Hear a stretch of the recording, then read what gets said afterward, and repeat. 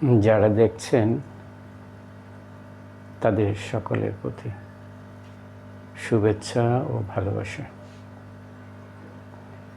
আজকে আমি আপনাদের সামনে উপস্থিত হয়েছি সাইকোলজিক্যাল ট্রমা কোনো ব্যক্তির মধ্যে যদি বিকাশ লাভ করে তাহলে প্রাথমিক পর্যায়ে ব্যক্তি যে ধরনের প্রতিক্রিয়া করে থাকেন সে বিষয়ে সংক্ষেপে একটু ধারণা দেওয়ার জন্য। মানসিক আঘাত এর মধ্যে দিয়ে ব্যক্তি যখন যান তখন তিনি তার মধ্যে যে লক্ষণগুলো আমরা দেখতে পাব সেগুলো হলো ব্যক্তিকে খুব এক্সস্টেড মনে হবে, অর্থাৎ দেখে খুব ক্লান্ত বা খুব দুর্বল মনে হতে পারে। কাউকে খুব কনফিউজড, অর্থাৎ ব্যক্তি সর্বদা দ্বিধা দ্বন্দ্বের মধ্যে থাকেন। স্যাডনেস একটি লক্ষণ, অর্থাৎ ব্যক্তিকে খুব দুঃখী ভাব মনে হতে পারে, অর্থাৎ দুঃখ ভারাক্রান্ত মন নিয়ে ব্যক্তি সময় অতিবাহিত করছেন বলে মনে হতে পারে। আবার কাউকে খুব উদ্বিগ্ন দেখায়, কেউ বা অতিমাত্রায় এজিটেটেড হয়ে যায়, অর্থাৎ উত্তেজিত বা খুব অস্থির দেখা যায়। আবার কারোর মধ্যে বিপরীত ভাব, অর্থাৎ একদম পাথরের মতো হয়ে যান, অর্থাৎ নামনেস। ব্যক্তি নিজের আবেগ, নিজের চাওয়া পাওয়াগুলো যেভাবে প্রকাশ করার কথা সেভাবে প্রকাশ করার ক্ষমতা অনেক সময় হারিয়ে ফেলতে পারে। কারো মধ্যে দেখা যাবে যে হঠাৎ করে নিজেকে গুটিয়ে ফেলেছেন, অর্থাৎ পূর্বে যে সমস্ত কাজ করতেন বা যে সমস্ত বিষয়গুলো সাথে ব্যক্তির যোগাযোগ ছিল সেখান থেকে নিজেকে গুটিয়ে নিয়েছেন, অর্থাৎ এক ধরনের ডিসোসিয়েশন তার মধ্যে লক্ষ্য করা যেতে পারে। ব্যক্তির মধ্যে ফিজিক্যাল অ্যারোজাল, অর্থাৎ শারীরিক ছোটোখাটো বিষয়ে নিয়ে বেশ উদ্রেক এর জন্ম নিতে পারে। ব্যক্তি শারীরিক যে কোনো পরিবর্তনকে অতিমাত্রায় সংবেদনশীল হয়ে পড়তে পারেন। তাছাড়া ব্যক্তির আবেগ প্রকাশের ক্ষেত্রে অনেকাংশে অক্ষম হয়ে যায়, অর্থাৎ আমরা কোনো বিষয়ে যেরকম করে আবেগ প্রকাশ করার কথা সেভাবে তিনি আবেগকে প্রকাশ করতে পারেন না। আমরা তাকে ব্লান্ট এফেক্ট বলতে পারি। তাছাড়া শিশু যারা মানসিক ট্রমার মধ্যে দিয়ে যান তাদের ক্ষেত্রে যে সমস্যাগুলো আমরা লক্ষ্য করতে পারি তার মধ্যে যখনই এই ধরনের আঘাতমূলক পরিস্থিতি কিংবা বিষয়গুলো তাদের সামনে তুলে ধরা হয় তখন তারা অতিমাত্রায় ভীত সন্ত্রস্ত হয়ে পড়ে।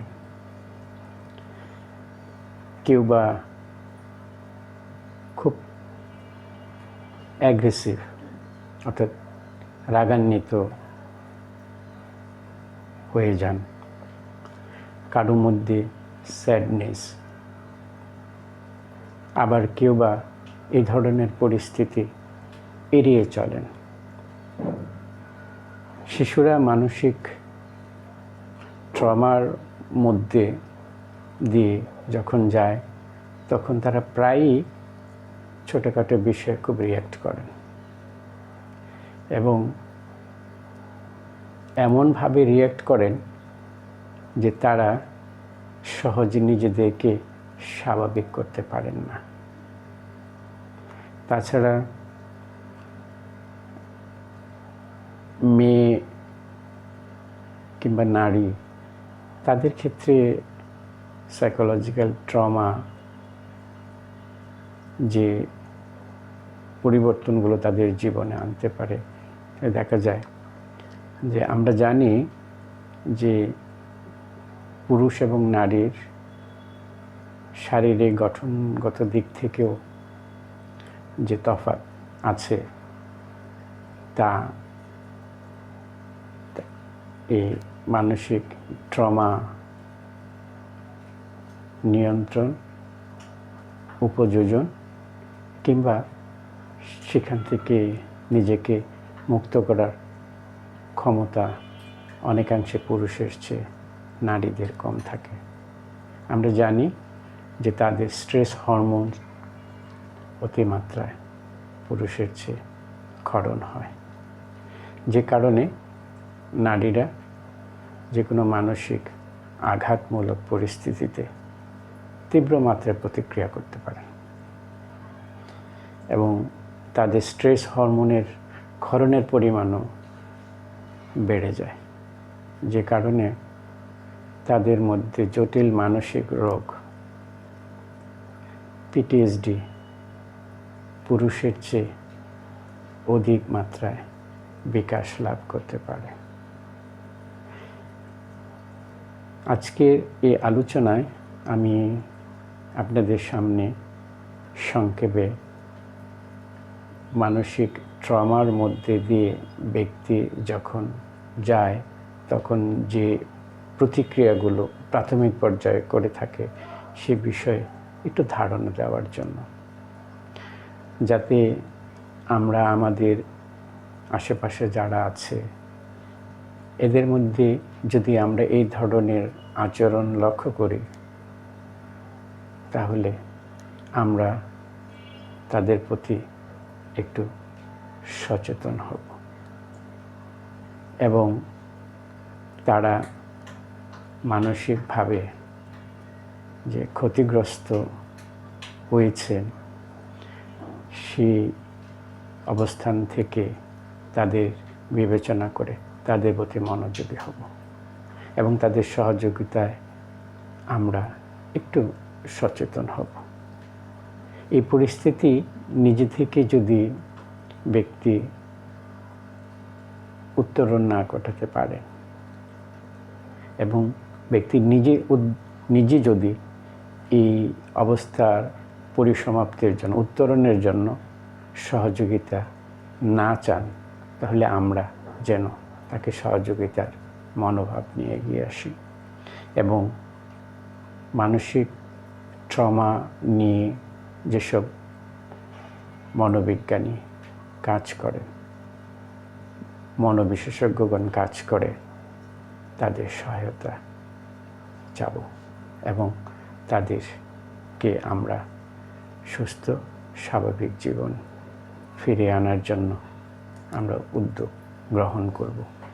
এই আহ্বানটুকু আপনাদের কাছে রাখার জন্যে আজকে আমি এখানে উপস্থিত হয়েছি এবং সংক্ষিপ্ত পরিসরে মানসিক ট্রমা মধ্যে দিয়ে ব্যক্তি যখন জীবন অতিবাহিত করে তখন প্রাথমিক পর্যায়ে যে প্রতিক্রিয়াগুলো করে সেই বিষয়ে একটু তুলে ধরেছি। আমার এই কথাগুলো যদি আপনাদের কাজে লাগে আমি অনেক খুশি হব। আমি আমার দিক থেকে চেষ্টা করে যাচ্ছি সাইকোলজিক্যাল ট্রমার মধ্যে দিয়ে যেসব ব্যক্তি যাচ্ছে তাদের সহযোগিতা করার জন্য। আপনারাও আপনাদের সহযোগিতার হাত বাড়িয়ে দিন। চলুন আমরা সবাই মিলে আমরা আমাদের প্রত্যেকের পাশে দাঁড়াই এবং যার যে ধরনের সহযোগিতা দরকার আমরা আমাদের সামর্থ্য দিয়ে তাদেরকে সহযোগিতা করার চেষ্টা করি। এই আশা আপনাদের প্রতি রেখে আজকের মতো শেষ করছি। ভালো থাকবেন সবাই। ভালো থাকুক আমার বাংলাদেশ। নিরন্তর শুভেচ্ছা।